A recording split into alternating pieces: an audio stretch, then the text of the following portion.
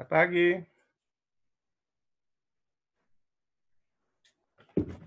Selamat pagi, Pak. Ya Pak, jadi hari ini kita sistemnya tanya jawab ya, diskusi. Oke, diskusi hari ini, Pak ya. Ya, karena hanya masalah keselamatan kerjanya aja. Oke, Pak.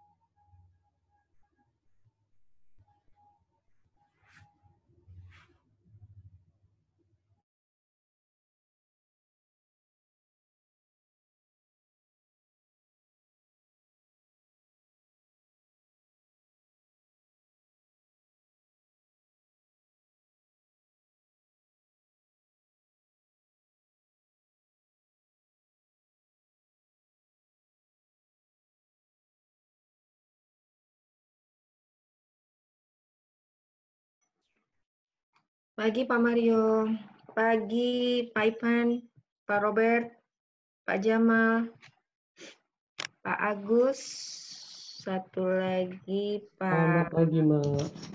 Selamat pagi Pak Mario, Ibu Ismi, dan Bapak-Bapak Pagi, semua. pagi Bapak. Pagi Semangat juga, pagi. Pak. Mbak. Satu lagi, Pak Fuad ini kayaknya. ya Pak Fuad belum.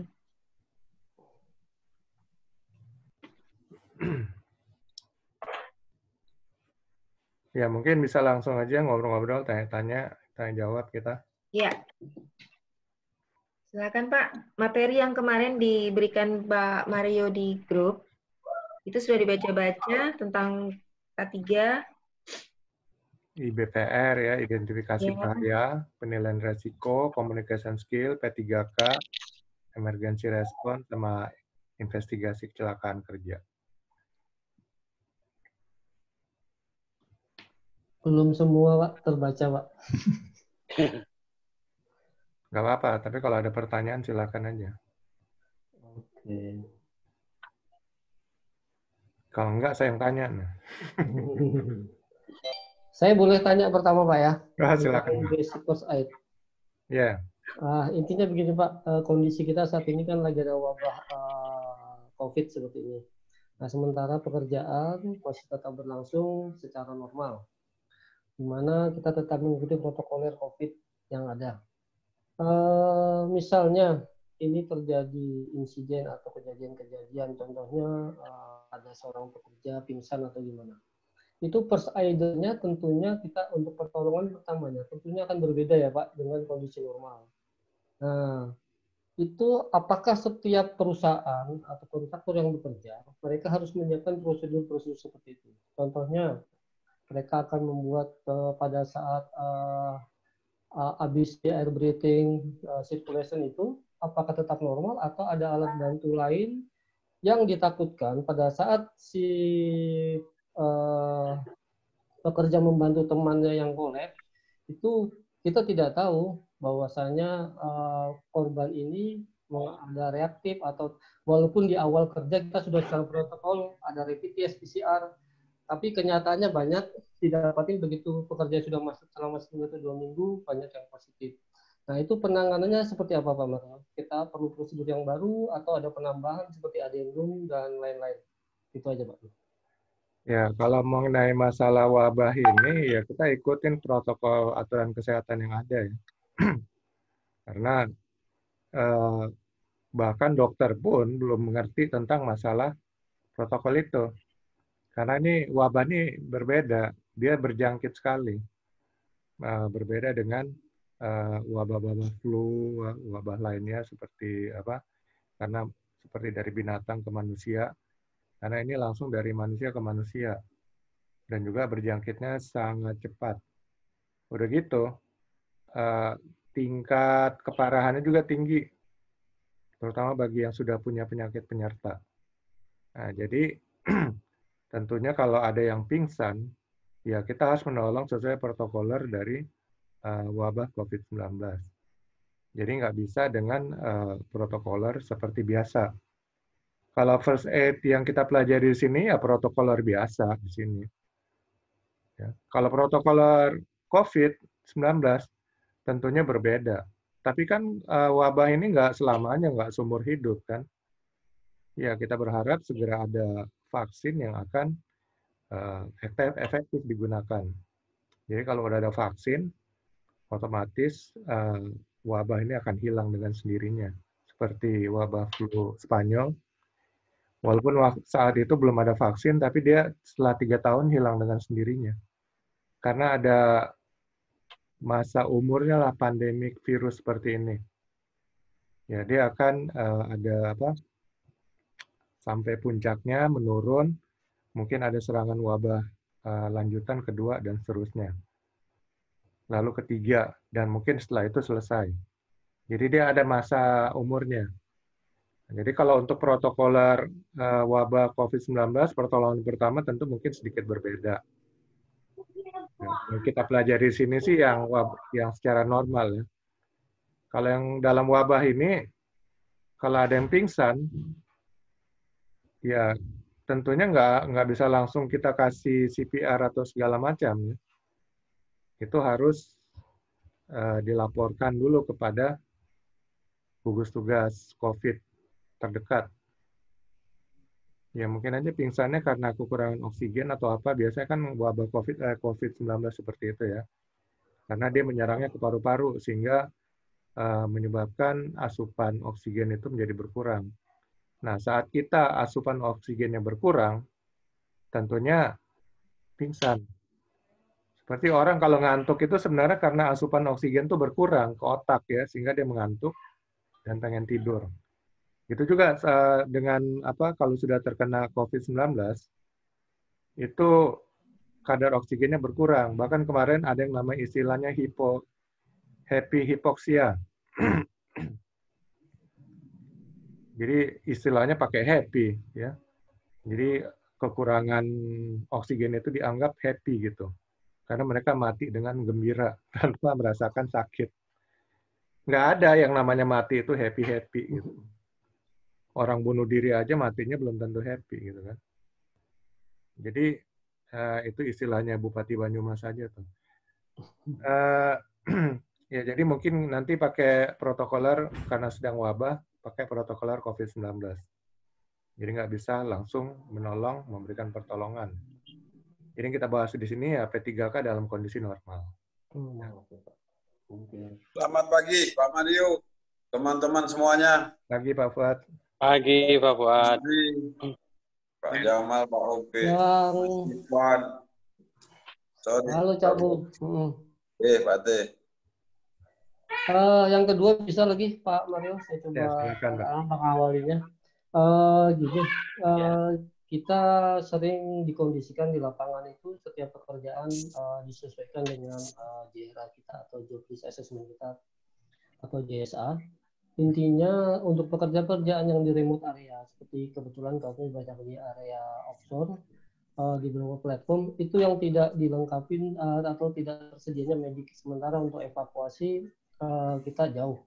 Nah, yang saya tanyakan adalah kompetensi apa seorang bisa menangani menjadi pengganti dari tim medik yang kita biasa sebut adalah first aider. Ya. Itu first aider yang advance atau seperti apa? Karena yang ditakutkan jika terjadi in case terjadi sesuatu di site di mana kita jauh dari fasilitas kesehatan dan lain-lain, itu kan pertolongan pertamanya harus dari pekerja di sekitarnya. Nah, di antara pekerja itu harus dibekali dengan first aider. First aider yang dimaksud di sini kan tentunya tidak sembarangan gitu, Pak. Nah, itu ada nggak indikator atau batasan first aider yang seperti apa? Kita kan nggak tahu kemampuan. Kalau hanya dibekali dengan sertifikat aja, mungkin bisa sertifikatnya mereka tidak layak atau sudah expired dan lain-lain. Itu seperti apa Pak Mario untuk pengganti dari tim medis yang ada di site yang jauh dari fasilitas kesehatan seperti ini? Oke, saya luruskan dulu ya istilah pertolongan pertama pada kecelakaan atau first aid. First aid ini bukan menyembuhkan ya. Jadi bedakan antara pertolongan medis dengan pertolongan dengan first aider. First aider itu memberi pertolongan pertama. Pertolongan pertama itu maksudnya supaya si korban ini jangan terlalu menderita sampai tim medis datang. Jadi kita memberikan bantuan supaya penyakitnya tidak bertambah parah. Atau kalau dalam kasus pingsan atau tidak bernafas, kita memberikan pertolongan pertama jangan sampai ya dia meninggal di tempat sebelum tim medis datang. Jadi tetap penyembuhannya hanya tim medis. First aider hanya memberikan pertolongan pertama. Nah, kenapa perlu pelatihan? Supaya pertolongan pertama itu sesuai dengan aturan medis. Jadi jangan masing-masing pekerja memberikan pertolongan sesuai dengan apa yang dipikirkannya bagus, ya, sesuai dengan keahliannya berbeda-beda, ya, salah jadinya. Tapi sesuai dengan standar yang sudah ditetapkan, makanya diberikan P3K, pertolongan pertama pada kecelakaan. Jadi semua standar. Dan standarnya tentu sudah teruji dan terbukti, ya, sehingga itu yang diajarkan ke seluruh pekerja. Jadi setiap pekerja itu harus mampu melakukan pertolongan pertama. Karena apa? Karena tidak ada tim medis atau orang HSE mungkin tiba-tiba pekerjanya dipatok ular atau tangannya terkilir atau apa atau pingsan tidak bernafas. Teman terdekatnya lah akan memberikan pertolongan pertama. Tapi bedakan, pertolongan pertama itu bukan menyembuhkan, ya. Tetap yang menyembuhkan itu harus tim medis yang sudah mendapatkan pendidikan tentang medis. Jadi first aider itu adalah orang awam yang diberikan pelatihan tentang cara-cara memberikan pertolongan pertama untuk meringankan penderitaan korban sampai tim medis datang. Atau menyelamatkan nyawa korban, ya, kalau umpamanya dia pingsan tidak bernafas, ya, memberikan CPR supaya dia tetap hidup sampai tim medis datang. Jadi yang menyembuhkan tetap tim medis, ya, bukan CPR, first aider atau tim P3K. Gitu Pak ya. Tentunya harus terlatih dong Pak. Soalnya kan ya kita punya contoh ada golden time dan nah itu untuk tanggung jawabnya first aider itu jika terjadi sesuatu terhadap korban itu seperti apa tanggung jawabnya? Soalnya yang ditakutkan kebanyakan kita dari teman-teman akan takut kan kalau salah penanganan walaupun kita sudah dibekali tidak mudah kan kadang-kadang ada rasa panik dan begitu menghadapi permasalahan-permasalahan di lapangan. Ya, memberikan pertolongan pertama, kalau kita nggak bisa apa-apa, minimal kita memberikan dia semangat. Nah, tenang-tenang ya, nanti tim medis segera datang. Kalau nggak tahu apa-apa gitu lah, minimal memberikan motivasi, semangat. Jangan bilang, wow lukanya parah banget, wah, waduh ngeri banget, wah, makin parah dia nanti. Jadi memberikan semangat, is okay, nggak apa-apa gitu. Biasalah kayak dokter juga kalau memberikan ini apa motivasi ke pasien nggak bilang, wih parah banget, enggak. Makin shock dia nanti ya. Jadi psikologisnya dibangun Pak ya? Psikologis dibangun, tapi kalau memang punya kemampuan secara teknis juga ya, sudah diberikan pelatihan, punya sertifikat, ya dia bisa berikan pertolongan pertama. Tapi ingat sekali lagi, bukan menyembuhkan ya, bukan menyembuhkan. Hanya memberikan pertolongan pertama supaya lukanya tidak bertambah parah, supaya si korban tidak sampai meninggal dunia ya. Nah, nanti tetap penanganannya ditangani lanjutan oleh tim medis. Penyembuhannya tetap secara medis. Oke, Pak. Terima kasih, Pak Mario. Sama-sama, Pak. Oke, ada yang lain?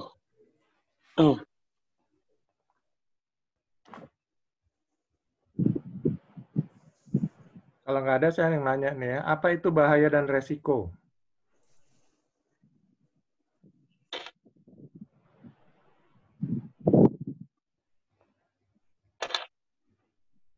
Seharusnya di JSA kan kemarin udah belajar nih. Bahaya dan resiko.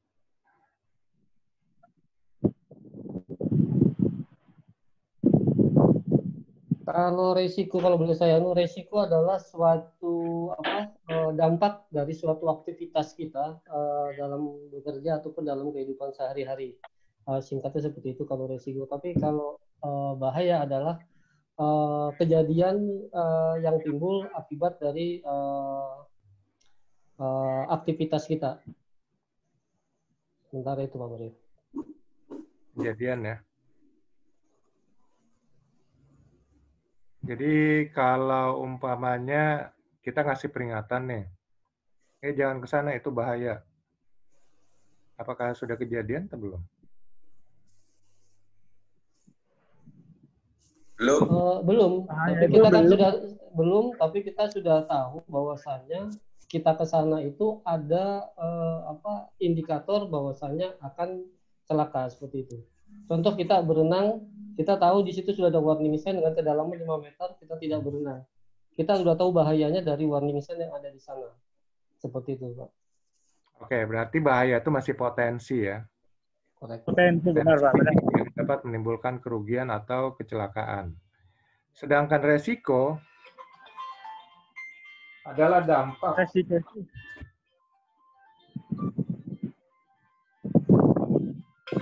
Sudah terjadi Pak. Resiko yang sudah terjadi.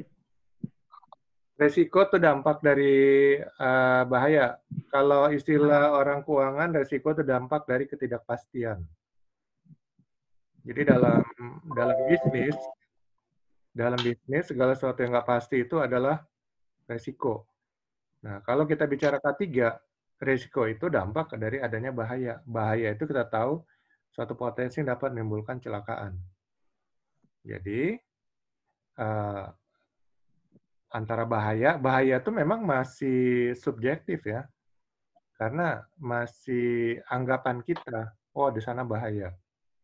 Tapi tetap kita bicara kalau namanya K3 ya, namanya safety, itu menjadi prioritas juga untuk diperhatikan. Bentar nih ada telepon. Ya pagi Pak. Nah.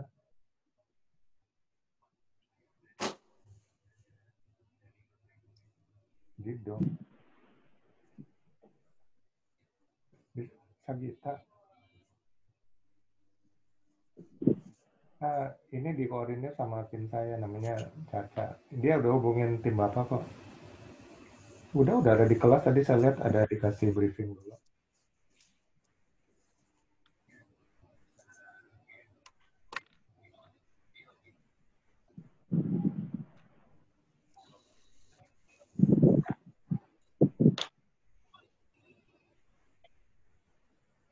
Udah diatur sama tim saya, Pak. Sorry, saya lagi ngajar.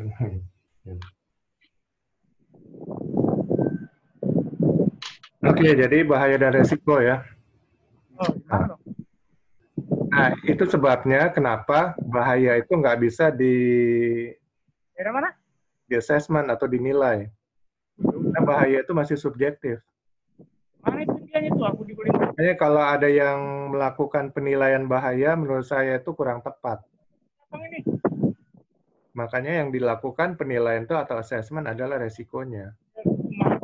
Karena resiko itu, dampak daripada bahaya itu diukur dari 2 faktor ya. Probabilitasnya dan juga severity-nya atau konsekuensi.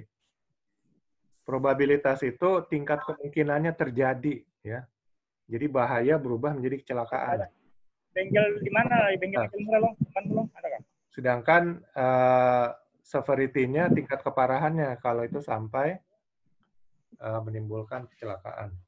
Nah, dari 2 faktor inilah kemudian dibangun, diukur ya. Bisa kita masukkan dalam satu matriks ya. Resiko. Kalau hotel udah dekat gitu, jam setengah sudah di sini. Ya sudah ya.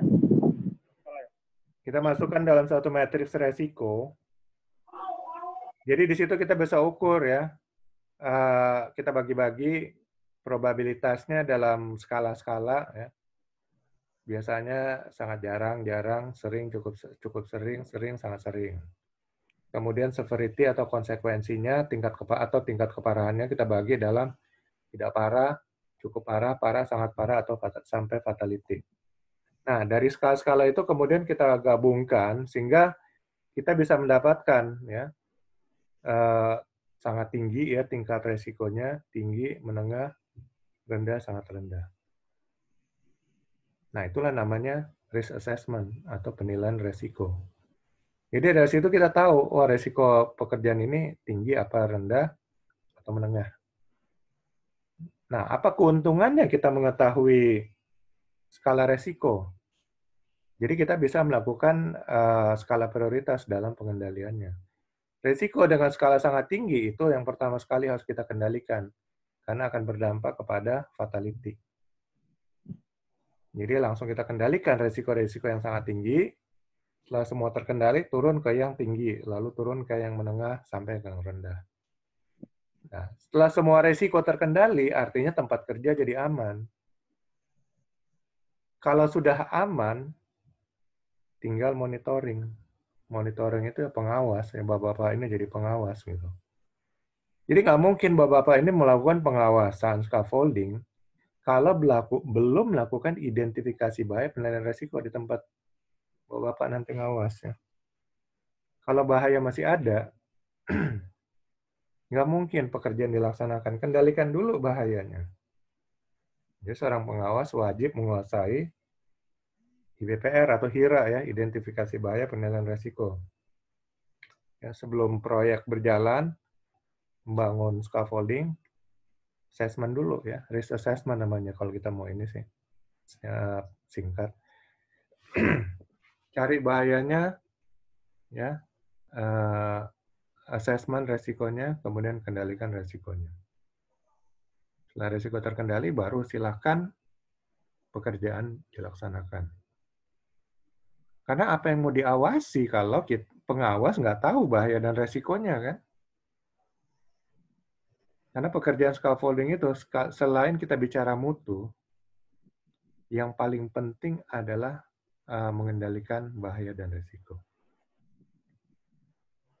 Ya, mutu itu berkaitan juga dengan bahaya dan resiko. Mutunya jelek, ya daripada scaffoldingnya tentu akan berakibat juga kepada kecelakaan. Ya. Jadi tetap perhatikan mutu, kemudian K3-nya, keselamatan dan kesehatan kerjanya. Yaitu tugas seorang pengawas. Dan pengawas harus memiliki kemampuan yang lebih daripada operator. Karena pengawas yang akan mengawasi cara kerja operator ya. Pengawas yang kemudian akan melakukan inspeksi apakah scaffolding ini sudah layak untuk digunakan atau belum. Sudah. Nah itu harus tahu juga makanya bisa mengidentifikasi bahaya dan menilai resiko. Kemudian komunikasi. Apa itu komunikasi?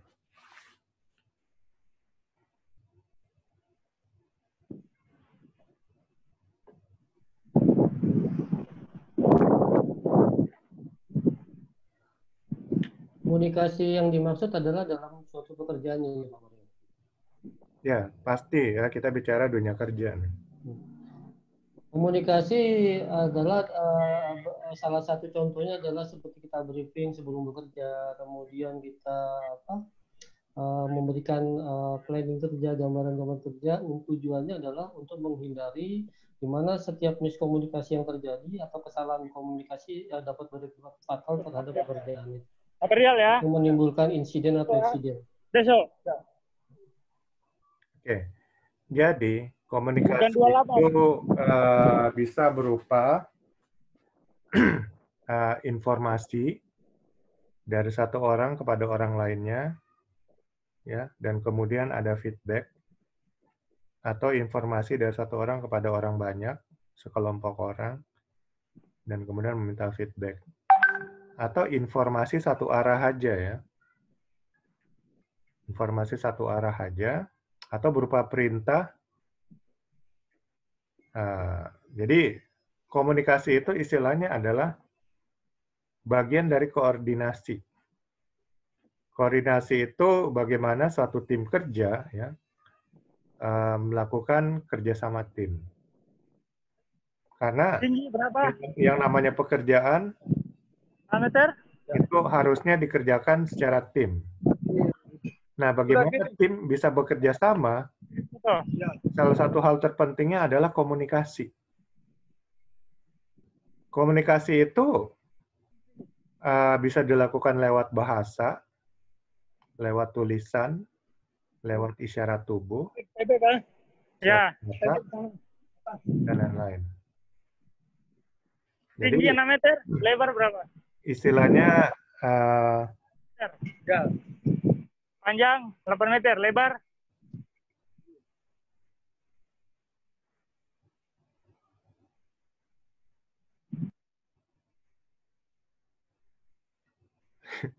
saya mute dulu Pak Ivan ya.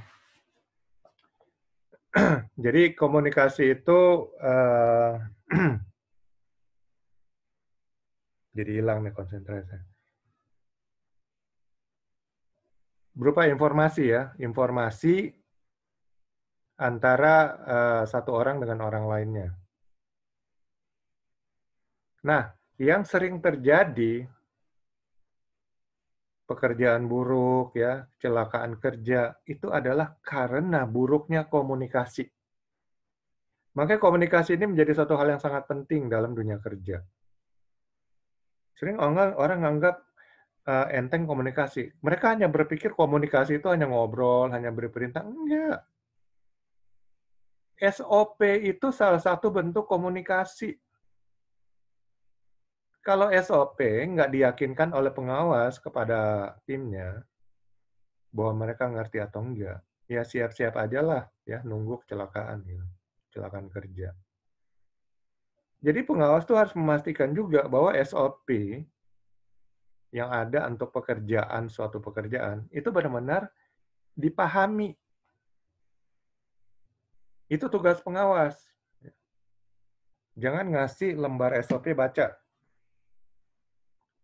Itu bukan seorang leader yang baik. Ya. Mungkin kasih, dia baca, kemudian ada diskusi. Jadi pengawas memastikan bahwa isi dari SOP itu benar-benar dipahami oleh timnya. Mungkin dia bertanya atau yang timnya bertanya. Kemudian ada tanya jawab. Ya, itu namanya bentuk komunikasi. Jadi untuk komunikasi ini, kita harus selalu berpikir negatif ya. Artinya apa? Jangan selalu berpikir kasih materi, oh dia pasti udah ngerti. SOP nih ya, pelajari sendiri. Itu adalah komunikasi yang buruk. Jadi, kalau pengawas nggak ada waktu untuk ngajarin ya, dia mungkin suruh baca, tapi dia harus meluangkan waktu untuk memastikan bahwa informasi yang ada dalam SOP yang diberikan itu dipahami oleh timnya. Mungkin sediakan waktu untuk tanya jawab. Ya. Dari sedikit tanya jawab, dia udah bisa tahu, oh dia udah ngerti. Ya. Jadi jangan hanya memastikan atau menganggap ya, tim saya ini pintar, dia pasti langsung bisa. Mungkin dia pintar, tapi dia nggak sempat baca. Lalu dia langsung melakukan pekerjaannya. Dan terjadilah kecelakaan. Karena SOP itu juga bagian dari koordinasi. Jadi satu tim nih, semuanya sama pemahamannya tentang satu SOP. Maka akan terjadi kerjasama tim. Tapi kalau yang satu nggak tahu SOP-nya, yang lain pengetahuan tentang SOP-nya salah, itu akan terjadi miskomunikasi dan akhirnya terjadilah kecelakaan kerja.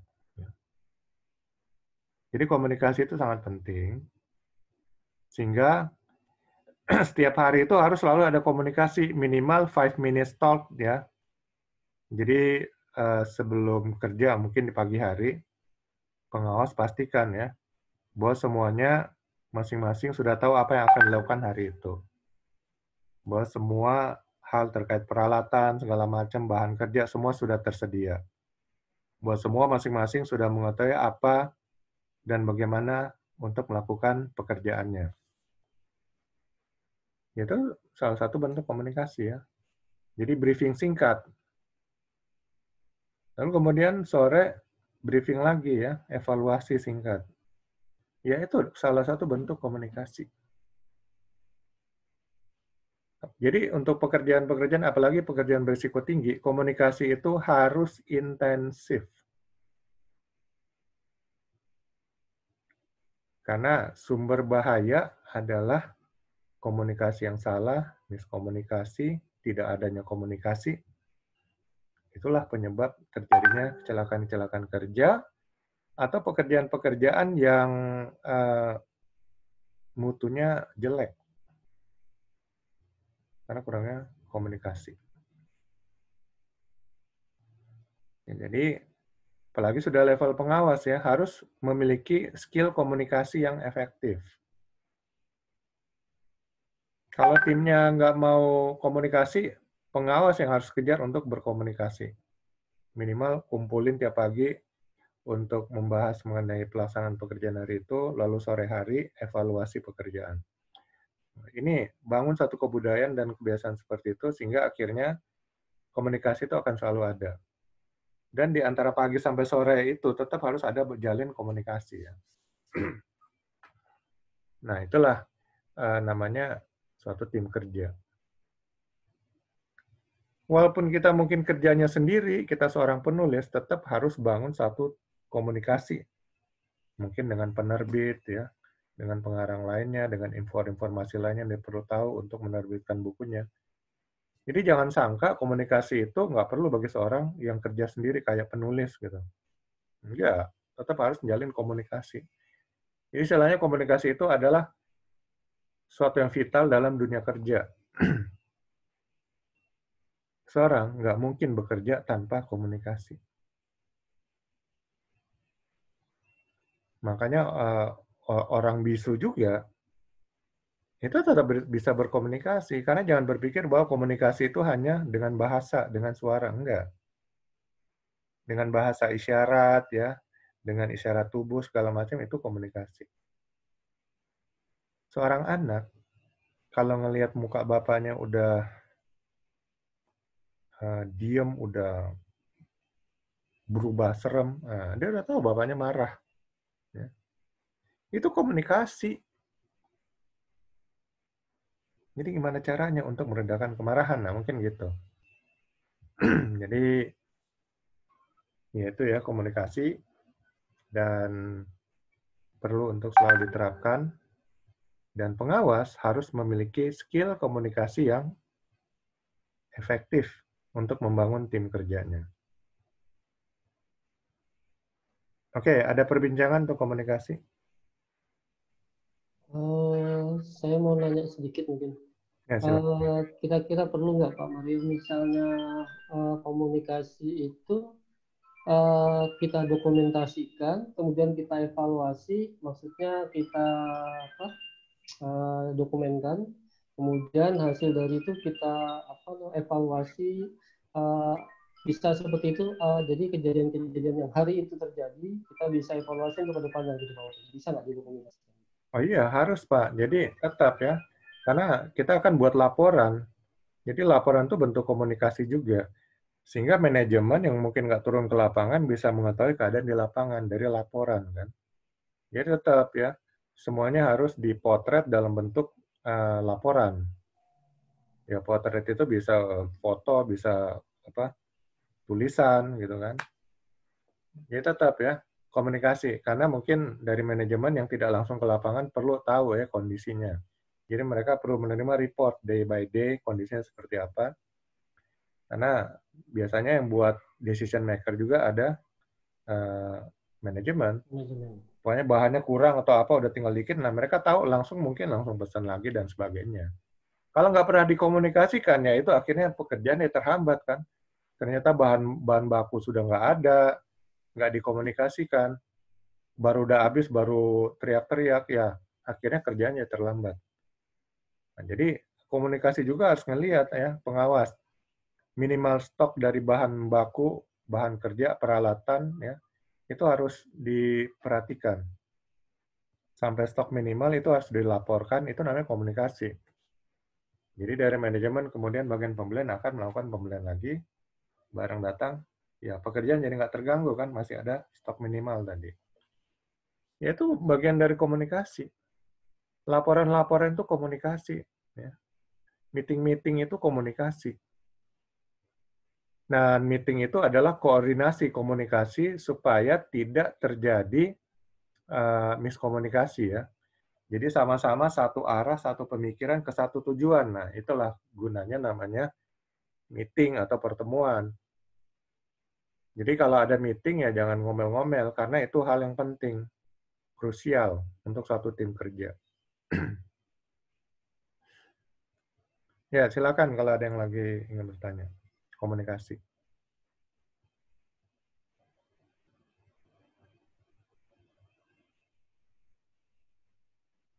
Pak Mario. Ya, belum di-unmute tadi. Ya, ini di luar dari komunikasi, Pak. Ya. Ini kebetulan tentang bahaya ini, Pak. Kebetulan kita kan kerja itu di pembikinan scaffolding itu rata-rata di bawah deck, di under deck semua. Nah, kemudian tentunya itu kan ada salah satu bahaya pada saat kita melakukan pekerjaan di ketinggian, pada saat pemakaian harness, ada yang namanya istilahnya suspension trauma. Cedera yang diakibatkan karena pergerakan tubuh korban yang tergantung, itu yang menyebabkan kita shock atau bahkan kehilangan kesadaran dan kematian. Kemudian di situ di first aider kan kita ada istilah golden time ya Pak ya, yang 4 menit. Nah, untuk mengantisipasi adanya suspension trauma itu Pak, kira-kira apakah ada alat khusus atau bantuan tersebut? Karena kalau pas pada saat jatuh kan tentunya kita agak kerepotan itu Pak untuk menolong si korban tersebut, Pak Mario. Suspension. Ya, suspension trauma itu Pak.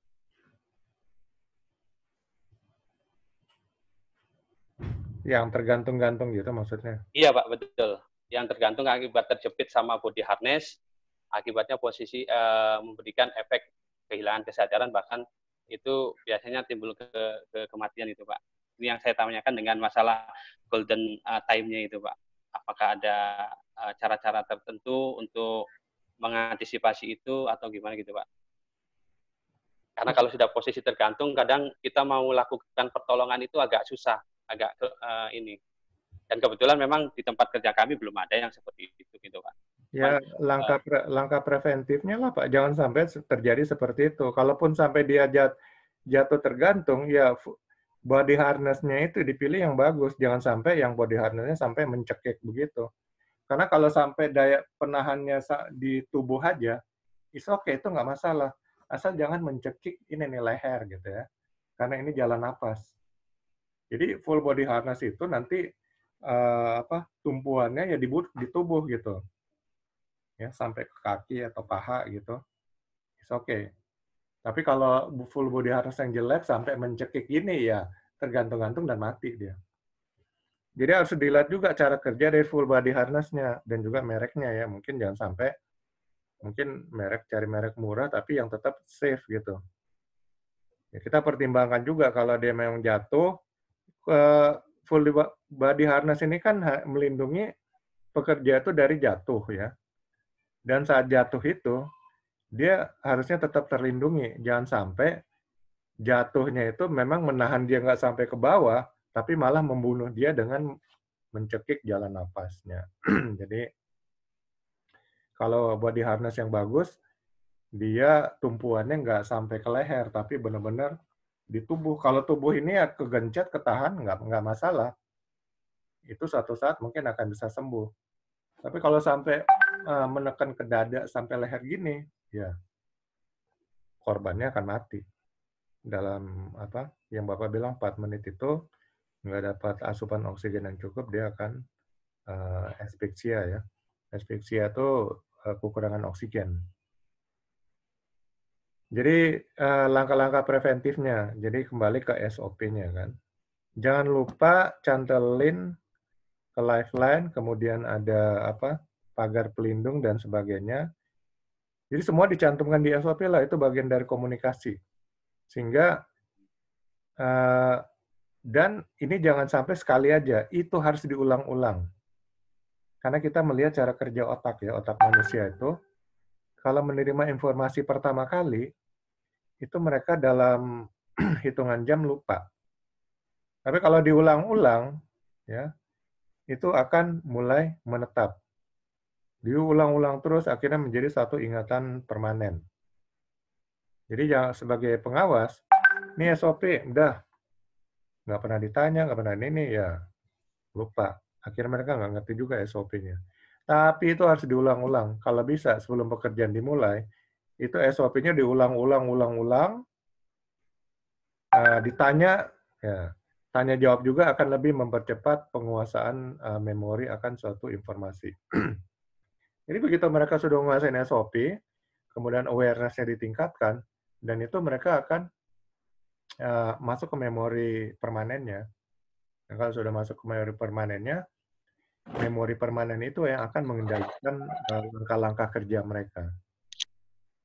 Jadi itu yang penting ya. Nah, sebenarnya kalau kita bekerja di pekerjaan berisiko tinggi, langkah preventif lah yang penting. Mungkin kalau sampai terjadi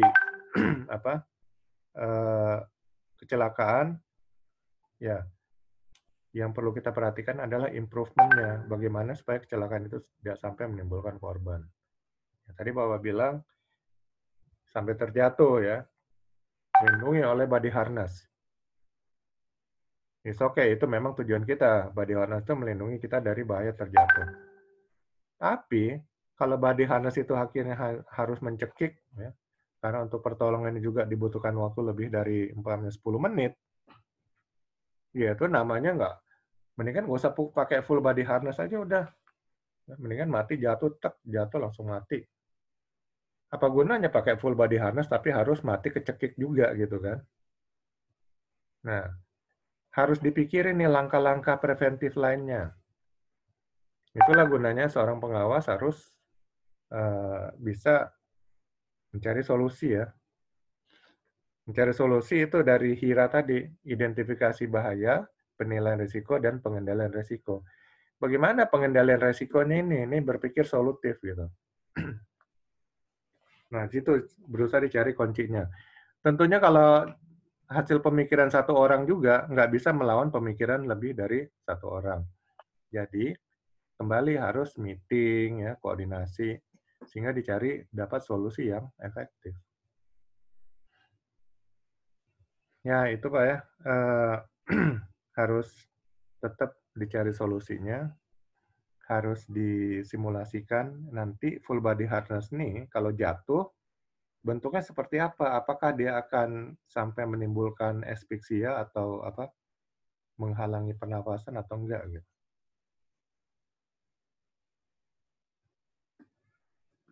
Itu Pak Jamal ya. Oke, siap Pak.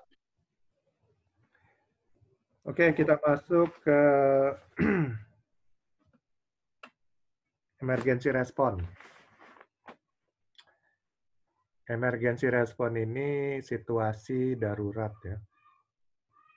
Situasi darurat artinya situasi yang tidak dalam keadaan normal. Atau abnormal lah istilahnya ya. Nah, kalau dalam situasi normal, kita mungkin ada prosedur SOP. Tapi kalau dalam situasi darurat, maka yang berlaku adalah prosedur dalam keadaan darurat. Kemudian prosedur dalam keadaan darurat itu mungkin ada langkah-langkah plan A, plan B. Nah, ini yang harus diketahui, dipelajari, dan kemudian dikoordinasikan oleh para pengawas. Identifikasi ya, jadi dengan memakai IBPR lagi, HIRA tadi, potensi keadaan darurat apa yang ada dalam pekerjaan dengan scaffolding ini. Ya. Lihat situasi tempatnya, jenis pekerjaan dengan scaffolding apa yang akan dilakukan. Ya.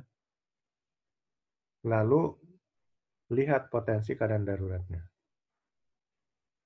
Yang jelas keadaan darurat itu mungkin gempa bumi, ya. Kemudian hujan, kebanjiran, atau kebakaran. Nah, semua potensi-potensi keadaan darurat itu harus diperhitungkan. Dan kemudian bagaimana pengendalian keadaan daruratnya. Itu yang terpenting. Jadi jangan sampai,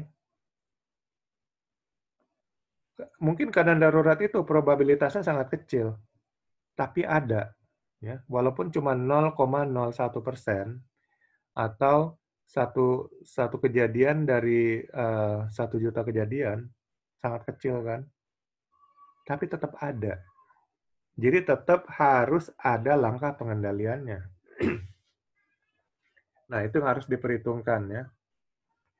Nah, dari situ bisa dibangun suatu SOP keadaan darurat. Jadi harus tahu dulu potensi keadaan daruratnya, baru membuat SOP keadaan darurat. Dan kemudian setelah kita buat SOP keadaan darurat, baru nanti ada plan A, plan B-nya, atau emergency response plan-nya, perencanaan keadaan darurat. Karena jangan berpegang kepada satu rencana aja. Hanya punya plan A, plan B-nya nggak ada. Begitu plan A-nya nggak bisa dilaksanakan karena ada hambatan non-teknis atau hambatan teknis, bingung gitu kan. Nah, untuk keadaan darurat harus ada plan A, plan B, kalau bisa sampai plan C. Karena kalau dalam keadaan darurat kita nggak mungkin berpikir, ya sudah harus mengambil tindakan cepat. Makanya harus ada plan A. Plan A itu juga sudah diketahui oleh seluruh tim umpamanya. Oh, plan A-nya begini. Jadi nggak perlu diajarin lagi sama pengawas. Oh, plan A gini ya, bla bla bla bla, keburu karena bahaya keadaan darurat. Namanya keadaan darurat, itu perlu gerak cepat. Gerak cepat, penanganan cepat. Lambat berarti mati, gitu kan. Jadi perlu bikin SOP keadaan darurat, ya. SOP itu dibuat setelah diketahui potensi-potensi keadaan darurat yang ada di tempat kerja, gitu ya. Lalu setelah SOP dibuatlah perencanaan keadaan darurat. Plan A-nya apa, plan B-nya apa. Sehingga nanti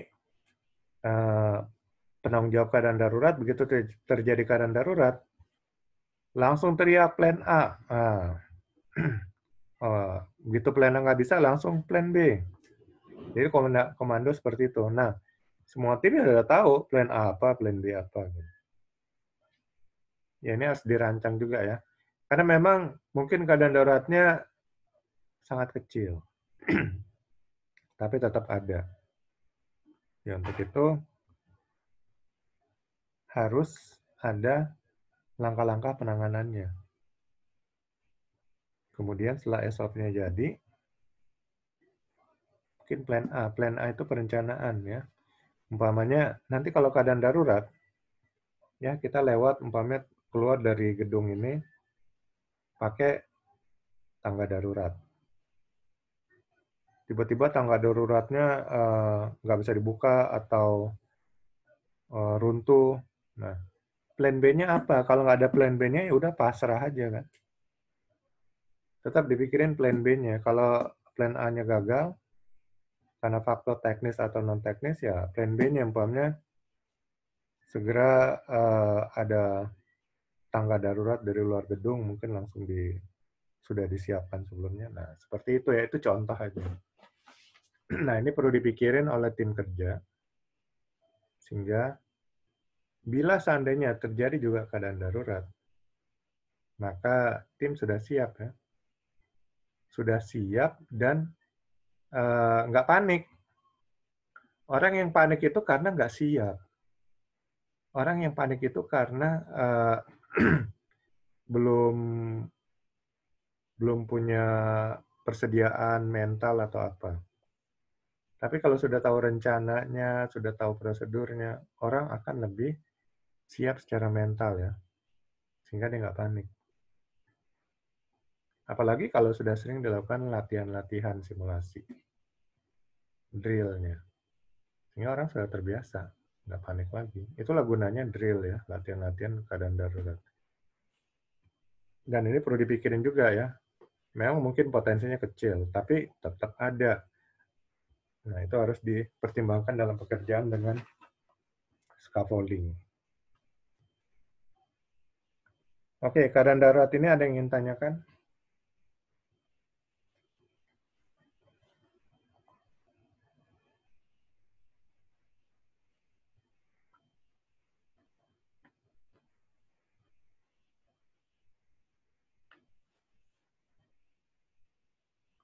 Kalau nggak ada, kita ke kecelakaan kerja ya. Kecelakaan kerja itu adalah suatu peristiwa yang tidak dikehendaki yang dapat menimbulkan kerugian.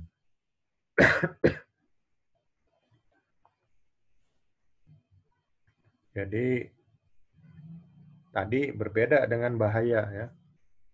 Potensi yang dapat menimbulkan kerugian.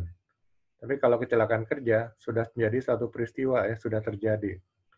Suatu peristiwa yang tidak dikehendaki yang dapat menimbulkan kerugian.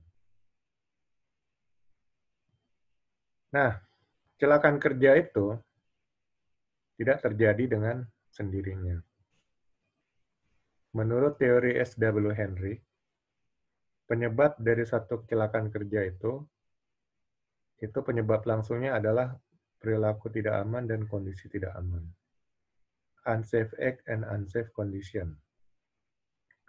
Dan pendapat ini diperkuat oleh penelitian dari perusahaan DuPont ya.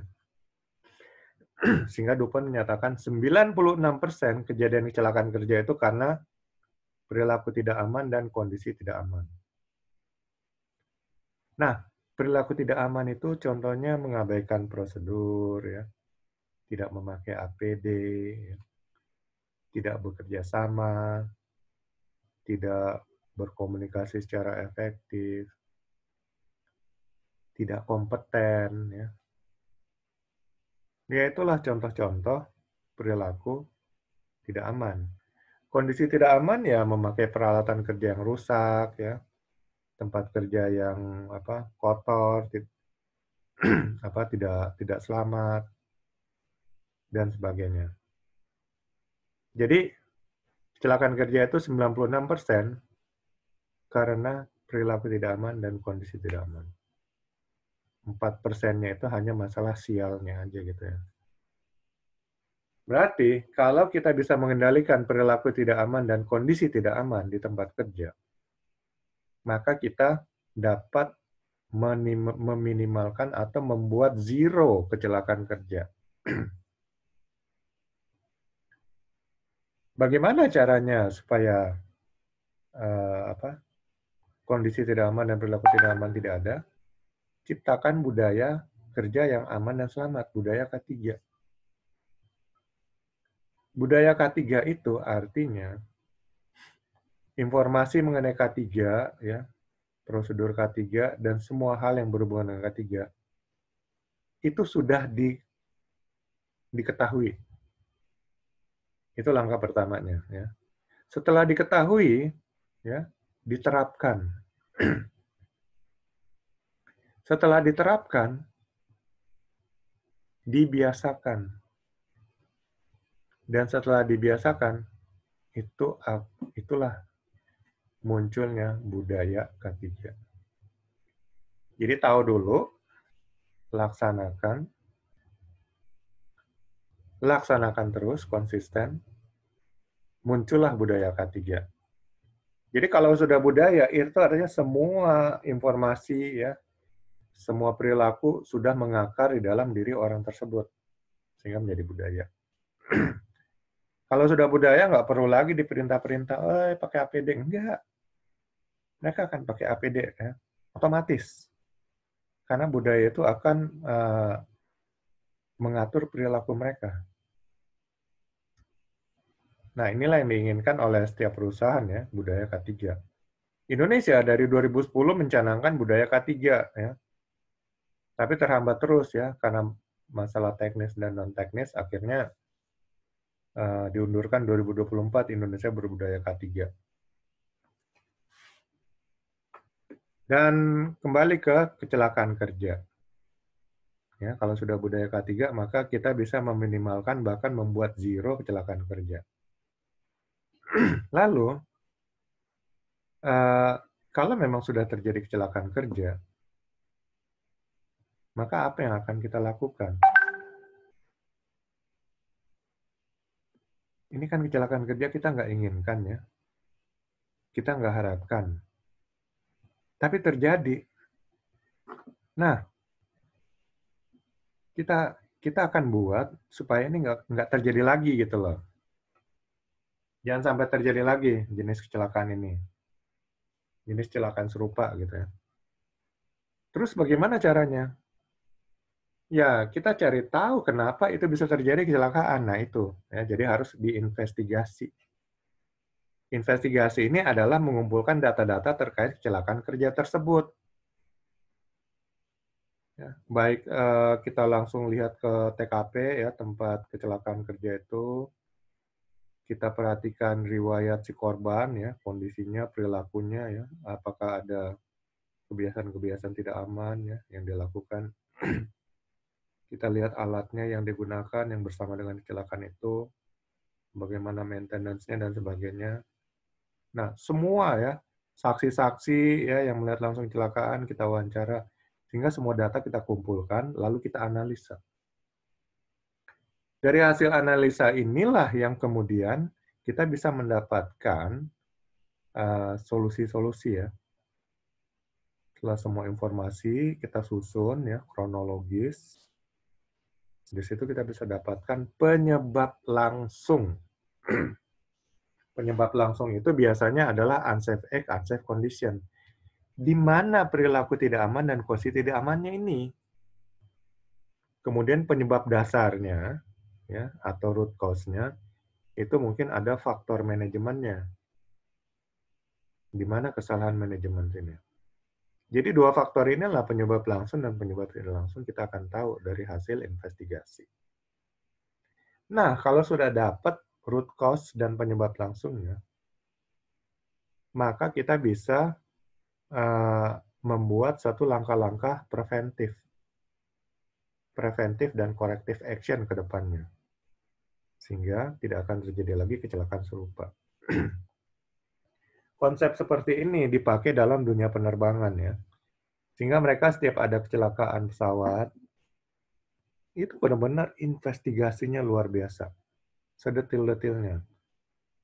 Lalu akhirnya mereka akan dapatkan, oh ini loh penyebabnya.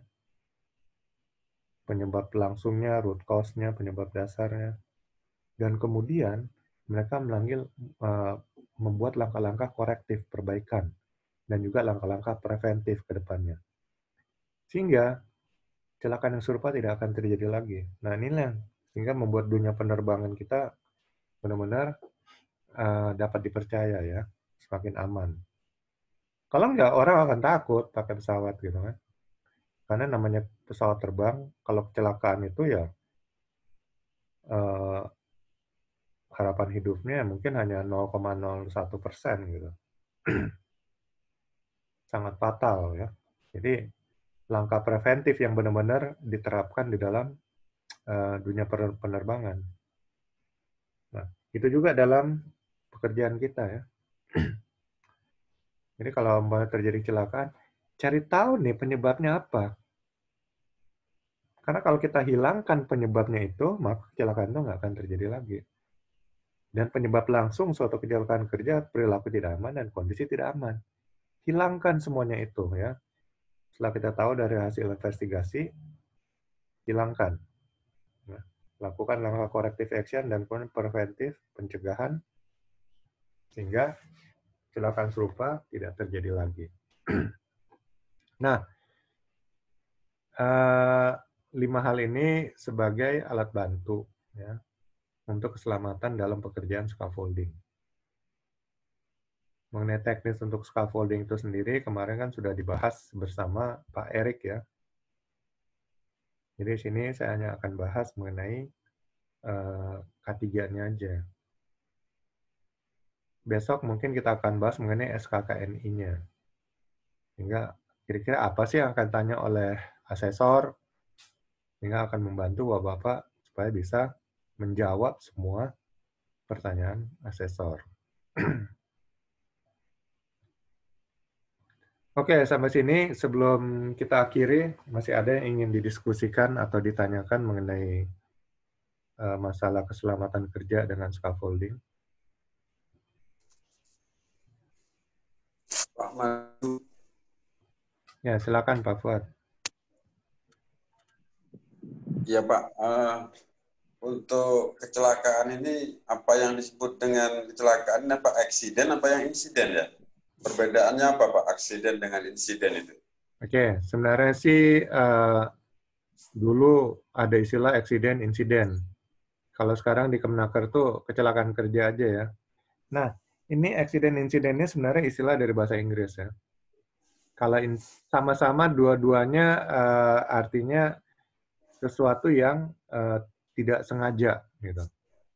Eksiden, insiden gitu kan. Tidak diinginkan. Accidentally ya. Sesuatu yang tidak sengaja. Cuman bedanya biasanya kalau mengakibatkan cedera pada orang itu disebut eksiden. Kalau tidak menyebabkan cedera pada orang disebut insiden ya. Mungkin kerusakan harta benda, kerusakan peralatan, disebut insiden.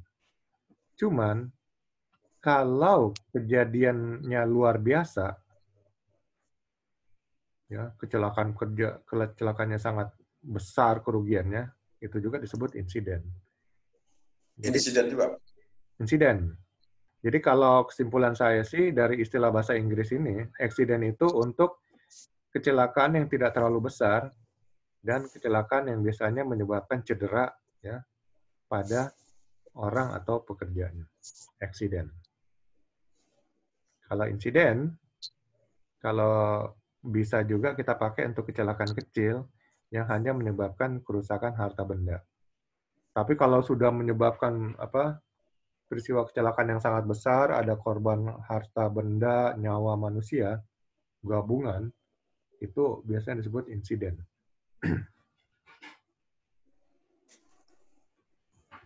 Ya. Pak Mario. Ya. Halo Pak.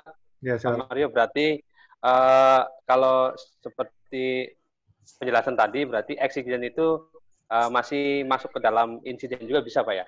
Ya, eksiden bagian dari insiden Pak ya? Insiden, ya. Oke Pak. Tapi Pak, tadi disebutkan itu kalau eksiden itu menimbulkan cedera pada orang. Tapi kalau misalnya fatality Pak, dia masuk kemana Pak? Insiden berarti Pak ya? Besar ya? Ya, kalau fatality sampai meninggal mungkin ya bisa kita katakan insiden ya. Insiden. Tapi itu kan hanya istilah aja, hanya kebiasaan orang. Dan itu juga dari bahasa Inggris kan. Kalau di kita nih hanya di Kemenaker hanya pakai kecelakaan kerja. Tapi kalau kita mau pakai, biasanya di Migas dulu yang pakai kan. Kayak Total, Chevron dulu istilahnya accident, insiden. Ya, saya sempat ngajar juga tahun-tahun 2008 sampai 2010. Itu mereka benar-benar nanya perbedaan antara insiden dan accident. Ya, itu yang seperti saya jelasin tadi ya. Ini kalau kita mau lihat di kamus Oxford bahasa Inggris itu lebih jelas antara insiden, accident gitu. Dua-duanya ini Pak Mario. Ya. Soalnya yang kita sering ini kan sering kadang terjadi kecelakaan ya. Di beberapa lokasi itu ada kecelakaan kayak terjepit ataupun kena terjatuh atau kena sengatan. Itu kan sering kita bicara eksiden ya, kecelakaan ya. Cuman reportnya itu munculnya insiden info gitu Pak. Jadi kita masih ya mungkin antara eksiden sama insiden itu masih belum mungkin mungkin itu Pak Cak Bu, karena eksiden itu bagian dari insiden itu, makanya reportnya itu selalu insiden, nggak ada yang eksiden info, pasti insiden info itu reportnya itu, karena kejadiannya itu eksiden itu bagian dari insiden, mungkin skalanya itu kalau eksiden lebih kecil ya, seperti itu ya Pak ya. Iya. Jadi kalau accident report kan ingin tahu di mana sih bagian cedera tubuhnya atau apa yang menyebabkan cedera kan. Nah, cuman secara keseluruhan itu disebut insiden juga ya, insiden report. Jadi laporan suatu kecelakaan kerja. Cuman accident pengen tahu ya bagian tubuh mana yang cedera mungkin gitu. Kalau di Kemnaker ada juga ya. Nanti laporan kecelakaan kerja itu ada laporan bagian tubuh yang cedera. Nah, itu berarti laporan eksiden. Tapi laporan umpamanya kerusakan segala macam, nah ini sampai perilaku tidak aman, kondisi tidak amannya itu kalau di laporan Disnaker ya, itu ada. Itu namanya secara keseluruhan insiden report gitu. Kalau kita mau artikan dalam istilah eksiden dan insiden ya. Kalau perusahaan asing mungkin memang masih pakai istilah insiden. Ya. Oke, Pak. Oke, Pak. Jadi kan Oke, Pak. saling Nambah pengalaman ini, Pak. semuanya, Pak ya. Iya. Dari K3-nya, dari risk assessment-nya, dari prosedur emergensinya, komunikasi, semuanya itu saling keterkaitan semua. Oh iya, Pak. Termasuk unsafe action, unsafe condition tadi ya. Iya. Nanti kalau Bapak lihat di laporan standar Disnaker itu lengkap tuh, pasti setiap kecelakaan kerja akan dilihat ada bagian kolom nanya perilaku tidak amannya apa, kondisi tidak amannya harus diisi gitu. Karena ya. Cuman ini Pak Mario, mohon maaf Pak, kadang misalnya terjadi kecelakaan terus diinvestigasi, kadang terus jarang sekali menyebutkan yang unsafe act-nya. Kadang itu Pak yang sering terjadi itu. Karena kadang kalau menyebutkan unsafe act-nya, biasanya itu orang yang melakukan itunya langsung diberhentikan seperti itu biasanya Pak kalau di tempat ini. Benar, itu Pak Jamal, benar. Iya. Memang ya pasti langsung ketahuan, oh ini tanggung jawabnya dia gitu kan. Nah, sebenarnya nama kecelakaan kerja itu kan tidak sengaja namanya kecelakaan kerja. Ingat ya. Ya. Nah, kecelakaan kerja itu nggak sengaja. Tapi kalau yang disengaja itu namanya kriminal, itu polisi akan masuk. Jadi nanti kalau ada yang sampai fatality, polisi akan masuk dulu nih, melihat ada kriminal nggak situ. Kalau ada unsur kesengajaan, itu berarti kriminal kan. Tapi kalau nggak ada unsur kesengajaan, itu murni kecelakaan kerja. Nah, itu polisi langsung keluar, nggak ini. Nah, kalau ada ya. Pak Mario, sorry. Munculnya unsafe action itu kecenderungan karena manusiawi ya, kadang lupa atau kita lepas helm langsung kita mau turun kerja itu lupa memakai lagi. Jadi sebenarnya bukan juga selalu disengaja. Ada beberapa ini kayak sarung tangan, kadang karena kita ini ya sudah ada kesibukan situ, semangat kerja, kadang kelupaan. Iya, manusiawi ya memang Pak. Terus untuk kalau kita itu sampai kelupaan, jadi laporan, akibatnya biasanya kan no PPE go home gitu ya. Jadi kalau ada kejadian seperti itu, kebanyakan ya langsung ada yang pulang. Yang diomongin Pak Jamal tadi itu, makanya unsafe action itu selalu sering kita kayak semacam ditutup-tutupi gitu sama teman-teman safety itu. Iyalah, saling budaya ketiganya perut Pak Agus, Pak Mario. Iya. Ya memang ngerti sih. Cuman ya gini aja. Memang saling melindungi. Tapi ingat jangan dilakukan lagi gitu loh. Karena seekor keledai binatang paling bodoh nggak mungkin terperosok dalam lubang yang sama 2 kali. Nah, kita manusia yang punya akal, masa masuk keperosok ke dalam kecelakaan yang sama berkali-kali gitu loh, itu ya udah nggak sehat gitu. Budaya ketiganya kurang, Jabu. Nah, itu makanya. Jadi kalau kita sudah budaya, pasti tingkat kelalaian itu akan berkurang minimal mendekati 0. Gitu. Saya mau tanya lagi nih Pak Mario sedikit, semakin menarik ya. Teman-teman diskusinya. Gini, in case terjadi kecelakaan, insiden atau eksiden, nah tentunya untuk membuat laporan dan lain-lain itu kan ada tim. Nah, tim itu terbentuk atas supaya objektif, tim ini terbentuk supaya tidak ada saling menyalahkan di satu sisi dan lain. Nah, tim ini kan tidak harus mesti kebanyakan dari safety, dari investigasinya. untuk mencari cause analisisnya.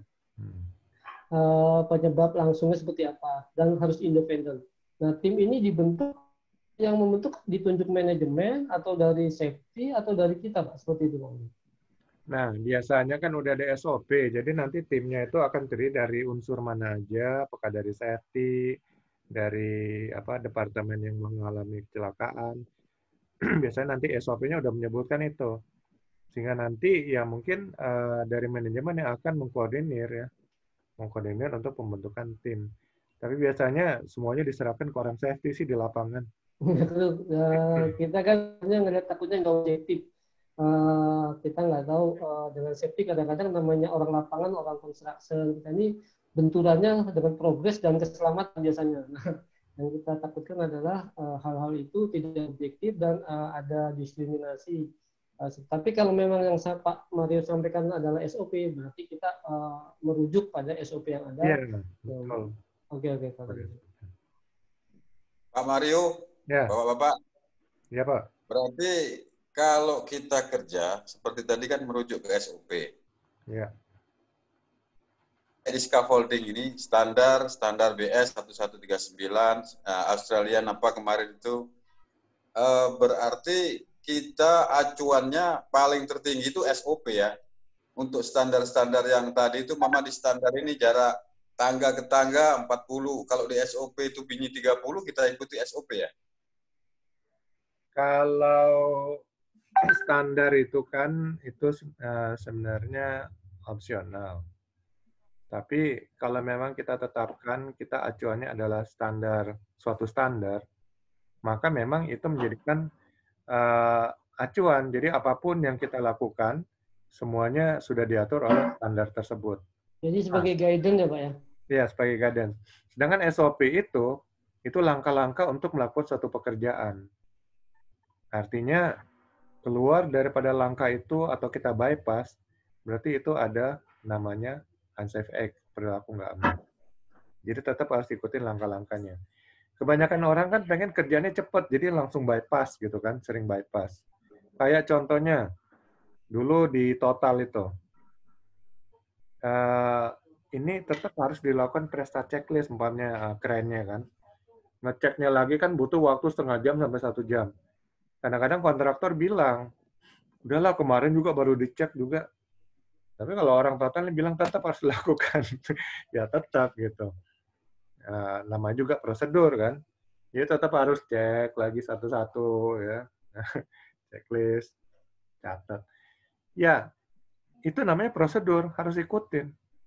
Ya berarti semuanya itu ada tercantum di SOP Pak, termasuk checklist semuanya itu. Iya, jadi tetap ya kalau kita mau aman, walaupun kita nggak melakukan periksa checklist juga, pasti nggak akan ada apa-apa, karena kemarin juga barusan di periksa checklist gitu. Tapi tetap prosedur is prosedur ya, harus dijalankan.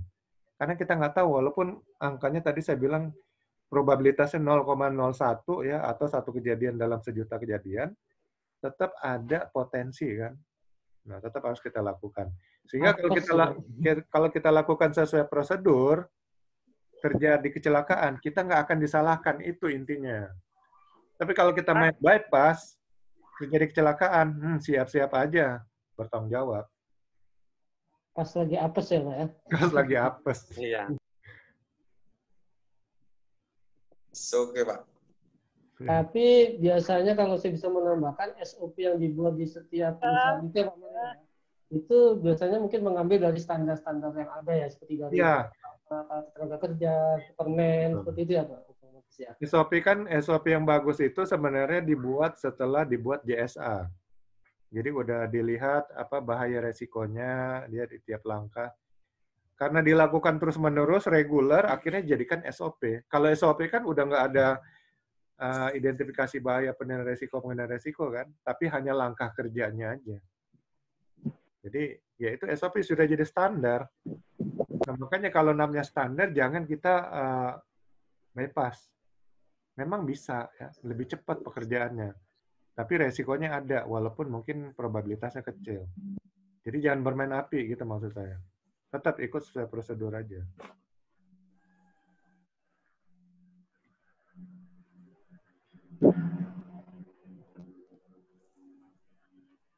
Oke,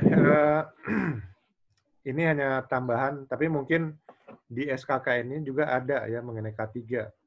Jadi Bapak-bapak juga harus nanti mungkin ada asesor akan nanyakan gitu ya. Jadi siap-siap aja. Besok kita bahas SKKNI-nya. Supaya pas uji kompetensi siap gitu ya untuk menjawab pertanyaan asesor. Itu uji kompetensinya kalau saya boleh tanya Pak Mario, itu lisan begini, pertanyaan interview gini atau tertulis atau gimana Pak? Karena ini online, jadi hanya wawancara lisan. Oh, wawancara lisan. Kalau offline ada ujian tulis juga, makanya beruntung sekali yang online seperti ini. Oke, siap. Cuman lumayan kayaknya sepertinya Pak Mario ya pertanyaannya. Iya, kalau kita siap sih santai aja. Makanya kalau kita siap kita nggak panik kan Pak ya, kata Pak Mario. Iya. Tapi kalau Bapak portofolionya lengkap, itu sebenarnya sudah 90% lulus. Portofolio itu pengalaman-pengalaman bekerja dengan scaffolding, ya segala macam. Siapin aja. Apa Pak? Portofolionya Pak. Portofolionya, dokumen penunjangnya. Ya, dokumen rekam Bapak pekerjaan scaffolding. Shift. Oh, yang kita store itu kan? Ya, jadi kita store.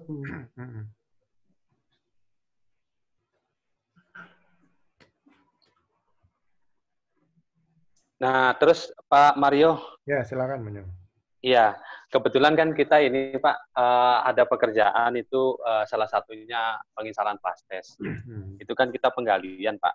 Nah, salah satunya itu penggalian itu kita lakukan biasanya rata-rata kedalamannya itu 1,5 sampai 2 meteran. Nah, itu kan kita menggunakan istilahnya shoring Pak, penahan biar tidak terjadi keruntuhan di tanah. Nah, salah satu frame-nya itu kita gunakan itu scaffolding.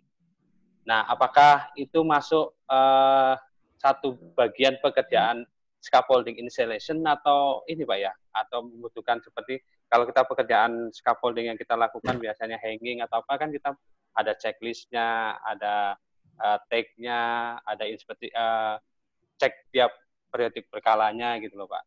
Itu apakah frame yang shoring itu bagian dari yang kita lakukan itu masih bagian dari ini Pak, pekerjaan scaffolding instalasi gitu Pak? Kalau scaffolding ini kan sebenarnya adalah satu bangunan temporer ya untuk digunakan ya menahan beban pekerja, bahan kerja, dan peralatan kerja. Nah, kalau yang Bapak bilang itu apakah ada juga seperti itu bangunan temporer untuk menjadi tempat temporer untuk menahan beban pekerja, bahan kerja dan peralatan kerja, ya itu bisa masuk ke scaffolding yang kita bahas di sini. Tapi kalau enggak, ya itu satu bentuk yang lain lagi gitu. Jadi modelnya seperti alat bantu aja Pak ya? Ya karena kebetulan memang gini Pak. Iya, karena memang itu Pak kita gunakan itu sebagai support untuk penahan agar tidak terjadi keruntuhan gitu Pak. Nah itu apakah kalau memang kalau dari pengertian ke scaffolding lagi itu nggak masuk ke pengertian scaffolding, apakah itu memang masuk atau enggak gitu Pak? Ya. Berarti itu nggak ada orangnya yang di situ nanti, hanya pas installnya aja. Ada Pak, ada di dalamnya galian. Jadi itu ada Pak, difungsikan kalau saya bisa sampaikan. Jadi pada saat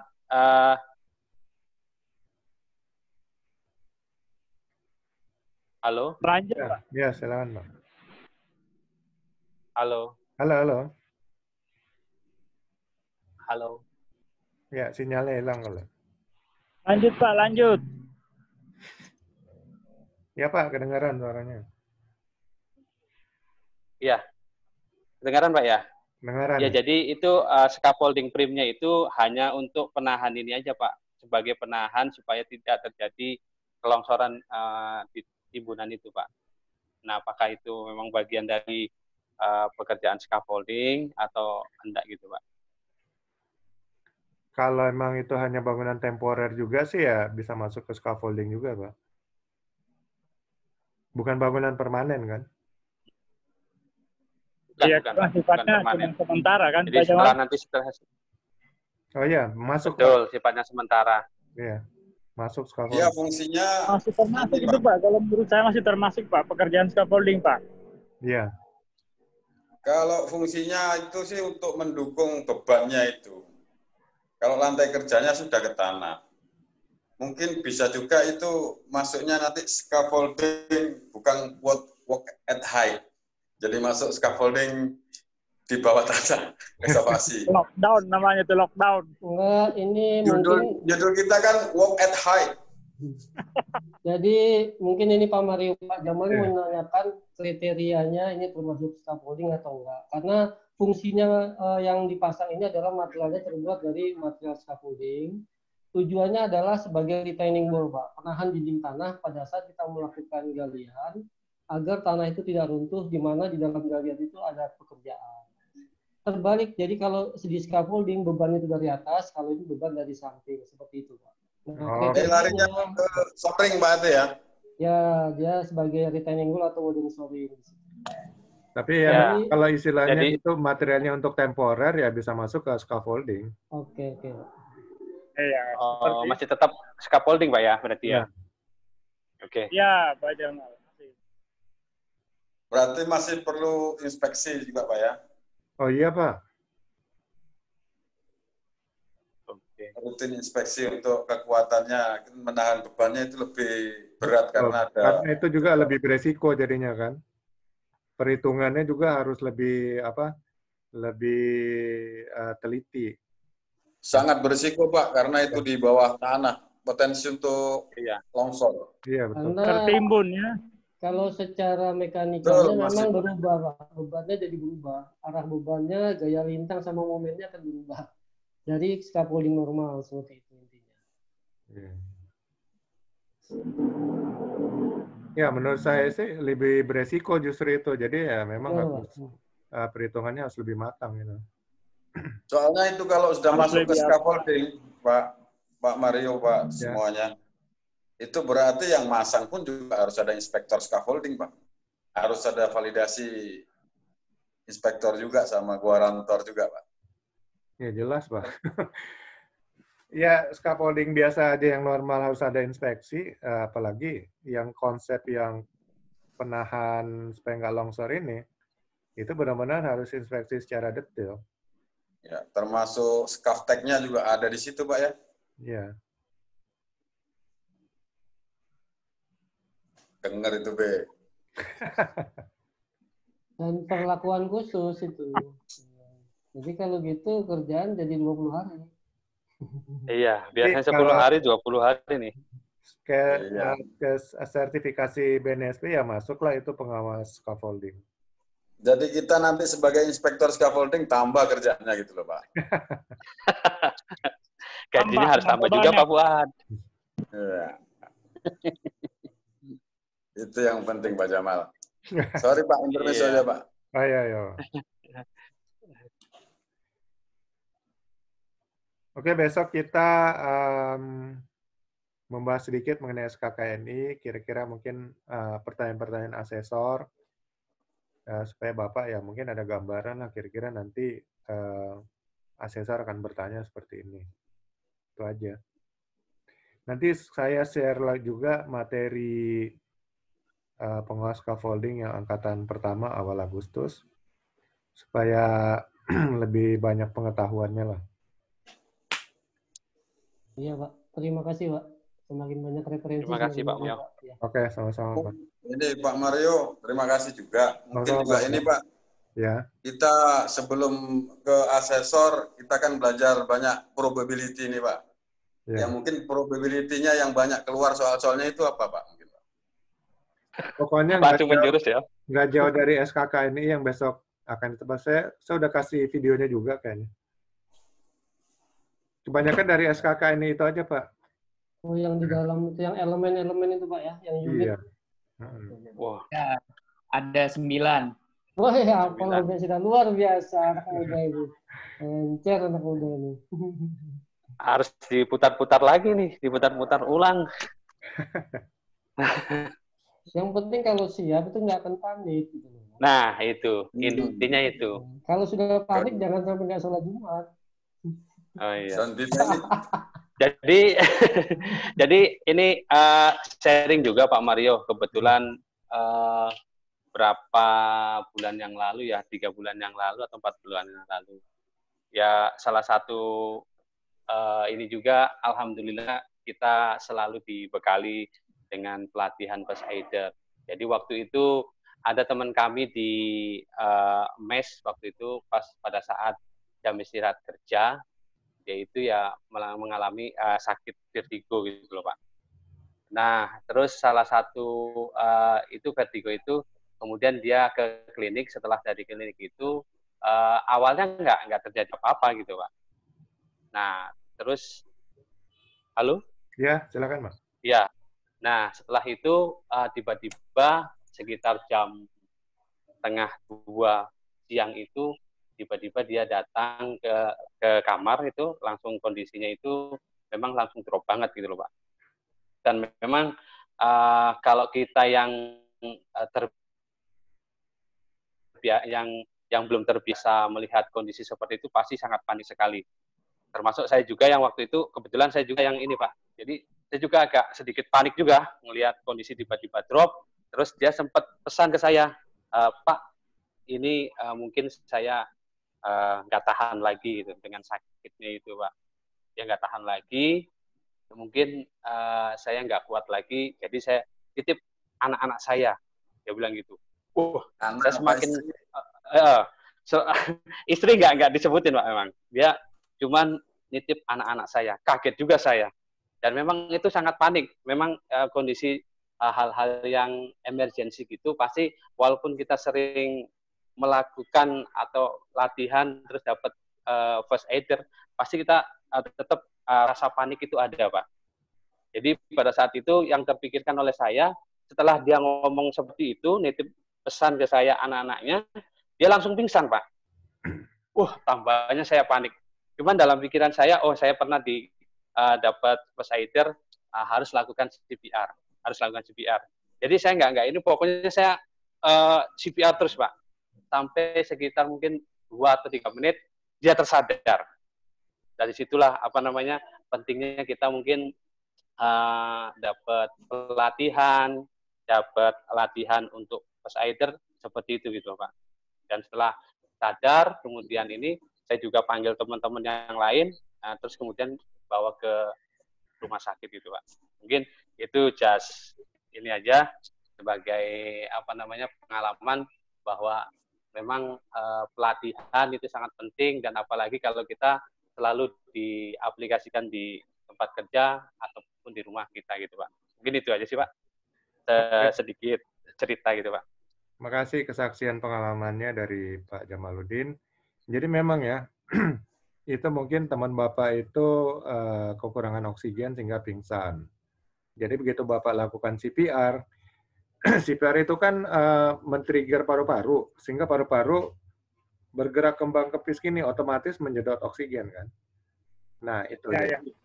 Oksigen lancar lagi, naik ke kepala, sehingga teman Bapak jadi sadar. Ya gitulah kira-kira penjelasan ilmiahnya. Makanya CPR itu perlu untuk pertolongan pertama untuk menyelamatkan nyawa korban ya, sampai tim medis datang. Jadi biasanya orang pingsan itu karena kekurangan oksigen.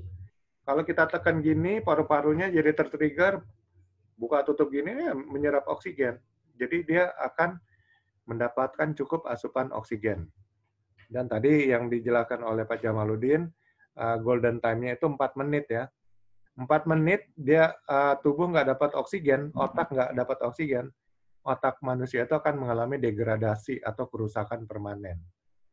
Kalau udah rusak permanen, itu walaupun dia sembuh, ya orangnya udah nggak normal lagi, mungkin jadi gini-gini gitu ya, karena otaknya ya. Kayak Ayrton Senna itu Pak ya. Iya, jadi kasihan. Makanya kita kalau ada yang pingsan tidak bernapas segera berikan CPR ya, supaya tubuhnya, otaknya tetap mendapat oksigen, sehingga Kalau dia sembuh lagi, dia nggak cacat. Kalau nggak, udah lewat golden time, kalau bisa sembuh jadi cacat. Oke, terima kasih Pak Jamaluddin atas Oke, saksiannya. Pak. Dan selanjutnya saya serahkan kepada Ibu Ismianti.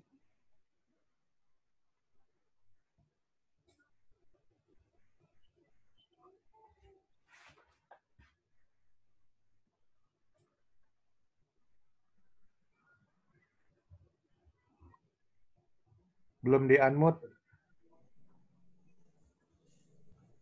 Lagi di mana Mas Ivan ini? Mohon maaf, Oh, Pak. ini dia nih.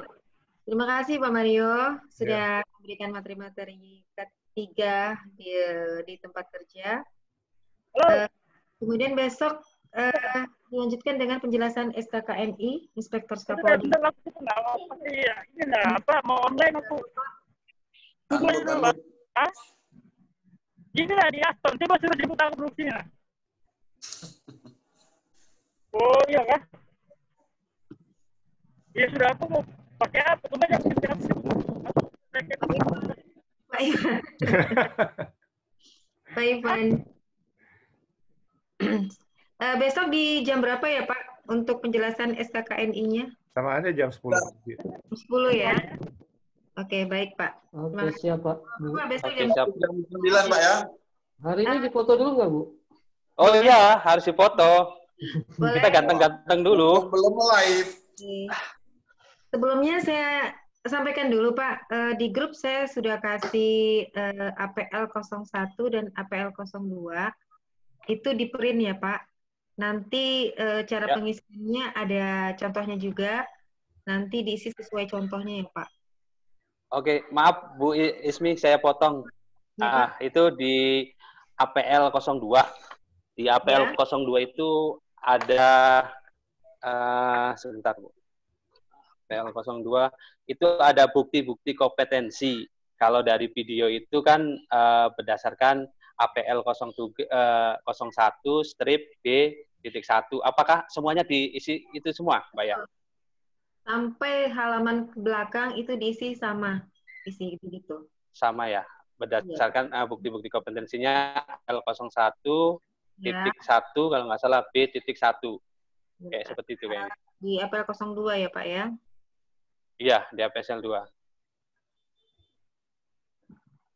Iya, nanti ada pre-assessment kayaknya nanti akan dijelaskan kalau memang belum ngerti tentang pengisian APL 1, APL 2.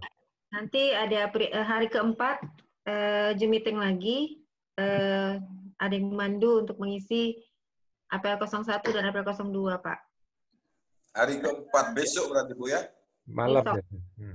Biasanya malam atau sore. Nah, di grup nanti saya share aja contohnya Pak, ada contoh tapi bukan dari inspektor, dari sama APL 01 02, cuman caranya sama mengisinya. Om kosongnya, format kosongnya ada dikirim Bu ya? Sudah Pak. Nanti di grup ada Pak. Sudah Om Ate. Ada di grup Baru semua. aja kah, Pak Jamal? 02. Yang kosong sudah ada ya? Sudah Pak. Kalau kemarin kan yang itu yang Kemarin udah 2 hari yang lalu kayaknya. 3 hari yang lalu itu. Nanti saya ulang lagi ya Pak. oke kan ada yang kosong, ada yang contohnya aja itu kan. Nah, itu ada contohnya, sudah ada contohnya seperti itu. Maksudnya itu kan ada diisi untuk kompetensi yang lain kan ya? Yang mana Pak? 01 atau 02? 0102 itu ya? Saya belum ini. Enggak, yang bukan Om Yong, yang 02 terutama Om Yong. Ya, itu jadi yang 02 Pak. Semua kolom diconteng, yang tanda conteng itu. Diconteng semua di kolom K. Kemudian di sebelahnya, di kolom bukti. Diganti K semua. Ganti K. Nah, itu kan yang contohnya kan diconteng ya? Aku belum lihat deh. Ya, nanti dilihat Pak Di ya. atas Om Buat. Di atas ininya. Ini Nanti kalau saya lihat, saya ketutup Zoom-nya masalahnya. Itu berarti tanda tangan basah ya, Mbak? Ya, jadi nanti tanda tangan saja Iya. Pak, tapi tidak usah dikasih tanda tangan, tapi tidak usah dikasih tanggal. Ya, ini kalau saya baca formnya yang 2 ini adalah judulnya operator K3 umum ya. Itu contoh, Pak. Iya, Nah, contoh. Sama. maksudnya yang kosong yang untuk kita nanti ada juga di sini. Ada, sudah ada saya share di Di atasnya Om Yong. Iya, di atasnya itu. Oh, hilangnya saya bisa dikirim ulang, Mbak. Ya, betul. Mungkin habis ini minta tolong dikirim ulang, Bu, biar di bawah dia. Ya, Kalau kita nyari yang ke atas kosong. nanti agak... Iya, Ya. hilang. Siap, Pak. Nanti bisa Ya, memang pembuat. di ini Pak ya, di grup bisa kita diskusi juga di situ. Oke, Ya, supaya kita bisa ngeprint, kemudian kan kita, soalnya ini kan tanda tangan basah, otomatis kan di hard copy dong. Ya, betul. Jadi itu di print dulu Ya. semua, Pak. Boleh diketik, boleh dengan tangan. Nanti itu aslinya dikirim ke kantor Indotraining Balikpapan. maaf, Oke. Bu Yanti. Sebelumnya kan seperti ingat saya udah pernah kirim ke ini, Bu Indri, yang APL 01. Jadi kita ngulang lagi nih, Bu ya. Itu lain. Bukan apel 01. Oh, bukan itu. Itu pengajuan itu, formulir pendaftaran. Formulir registrasi itu, Pak. Ya, registrasi. Registrasi, ya. Oke lah, Bu. Nanti kita lihat, Bu. Baru kita isi. Sama kok isinya besok, Pak. Nanti kan ada ini Zoom meeting juga, pre-assessment khusus untuk membahas pengisian APL 01 dan 02. Ya, Pak ya? Oke, Siap, terima siap, kasih siap. bantuannya Pak Siap. Mario. Bu. Oke. Kita Terima Terima kasih kasih. juga. Oh, sudah ini berarti ya? Sudah foto ini? Udah. Foto dulu. Oh, foto dulu kita. Mumpung lagi ganteng-ganteng baru besok lagi ya? begini, harus foto. Ya, Sudah ganteng-ganteng. yang pulang dari salon. apa dari salon, Mbak? Itu Pak Jamal, Bu. Tiap hari dia facial itu, Bu. Jamal 2 hari sekali ke Apa lebih ganteng Pak Jamal? Pak Iya. Fuad. Harus salam sehat dulu dong. Oke, Pak. Ini salam kompeten namanya. Oke, mulai. Iya, salam kompeten kita. Ya, oke. 1, 2, 3. Amin, sehat semua. Oke, terima kasih Oh, Bapak-Bapak. sebentar sekali ya. Sama, terima kasih Pak Mario. Terima kasih Pak Mario, Ya, ketemu lagi Ibu besok. Ismi. Yanti, Bapak-bapak, teman-teman semuanya, Iya. terima kasih. Amin. Semuanya Pak Mario. Bagus. Ya, selamat Dan siang. Pak Ivan, terima kasih. Terima Pak kasih. Jamal, Pak Fuad. Ketemu Yo, besok terima kasih, Ya, Pak Ivan. terima kasih. See you tomorrow. dulu waktu Indonesia Tengah, Pak ya. Iya. Ya, silakan Pak. Live dari Oke, terima kasih. Oke, terima Terima kasih. kasih semuanya. Selamat siang. Assalamualaikum. Siang, Waalaikumsalam, warahmatullahi wabarakatuh. Wah, baru kelihatan Pak Yanti. Geser Pak Saya Mang Fuad ini. Fuad. nanti Pak, besok kita ketemu lagi. Ketemu lagi. Yang lebih indah lagi, Om Fuad. Iya, betul Pak. Asik pokoknya Pak. Lagi. Ini Pak Robert tinggal di mana Pak? Oh, sudah pergi. Jogja dia, Bu. Ya. Ke Bapak di Jombang kah, Pak? Siapa? Bapak, Pak Jamal. Oh, saya asli Cirebon, Bu. Cuman tinggal sekarang di Anggana, Oh, Anda. Bukar, Kalimantan Timur, Bu. Iya. Oh, iya. Bukar. Iya. Perantau juga ini di sini, Bu. Iya. Pak, alhamdulillah kau cari Terima duitnya. kasih, Pak Mario. Oke, Pak Jamal. Ibu Ismi. Selamat siang. Siang, Pak. Ya. Pak Mario, Ya, barusan tadi pagi, pas tadi saya, makanya tadi saya tutup aja videonya, Pak Bu Tuti telepon. mhm. Itu si Elis, padahal saya terakhir ketemu tuh hari Senin malam. Saya minta ngajak ngopi di Dialog. Saya ajak bertiga tuh sama Caca. Nah, tadi itu Bu Tuti telepon saya, kalau Elis itu nelpon Ibu, dia kayak ada tanda-tanda, Pak, dia nggak bisa sudah cium-cium bau loh, Pak. Oh, Takut ya. Kemarin kan udah, ini nggak masuk kantor, kemarin nggak ada ke kantor. Ini ada apa nih? 2 hari nggak ada ke kantor. Hari sebelumnya juga ada ke kantor. Aku bilang, Cak, kenapa Elis sakit? Mulai Jumat kemarin kan saya ada ke kantor juga nggak masuk itu. Cuman Senin malam saya ketemu. Cuman dia saya agak jauhan sih. Saya khawatir karena kata ibu gejalanya dia nggak bisa cium bau, itu Pak bahaya kan Pak? Itu sudah Iya. gejala. Cium minyak kayu putih aja nggak kecium. Jadi mungkin kita semua mau rapid test Pak. Saya habis ini langsung mau rapid test. Adit saya telepon langsung rapid test aja dulu. Iya. Pulang dari ini. Bahaya kan Pak? Iya benar. Satu kantor loh Pak. Waduh. Berarti dia isolasi mandiri dulu atau mau rumah sakit ya? Kalau Ya nggak itu, ada penyakit penyerta sih isolasi mandiri aja. ya. Kalau dia reaktif berarti isolasi mandiri. Tapi kalau ada penyakit lain, kalau reaktif dia harus swab Pak. Harus swab. Tapi kalau negatif berarti ya kita ini isolasi mandiri dulu lah. Tapi kerjaan banyak Pak di kantor, kayak apa itu? Caca. Makanya suruh rapid test, kalau emang nggak ada apa-apa ya nggak apa-apa. Ya kan? Aduh, makanya tadi Ibu tanya, itu kayaknya Elis nggak bisa ngajar Pak. Yang ini hari ini. Oh, gitu. Hari ketiga ini ya. Nanti Ibu yang sampaikan. Kasih video aja, kita video udah banyak kok. Untuk yang kasih video aja. Pokoknya gitu. Ya sudah Pak, kecuali sesi tanya jawab baru, ya kan Pak? Iya. Tinggal POP aja kan itu Pak. POP sama apa itu Elis tuh kemarin? POP sama operator K3 umum. Iya. Iya Pak, udah itu aja yang saya sampaikan. Ya, makasih ya Pak ya. Selamat siang. Ya.